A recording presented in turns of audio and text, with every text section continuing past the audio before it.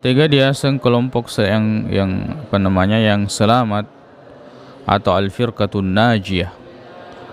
Yang selamat adalah kelompok yang berpegang teguh kepada Al-Qur'an dan hadis-hadis yang sahih dari Rasulullah sallallahu alaihi wasallam, dasarkan pemahaman dan pengamalan para sahabat ridwanullahi alaihim. Ya, karena itulah generasi yang paling baik yang dijamin oleh Rasulullah sallallahu alaihi wasallam. Jadi ya Rasulullah kata ritujunna, ya, dan di dalam beragama yaitu maktan dimasuki berpegang teguh terhadap Al-Qur'an, begitu pula hadis-hadis yang sahih tapi berdasarkan pemahaman para sahabat ridwanullahi alaihim. Nasaba alina itu simmi tapi ya Al-Qur'an no.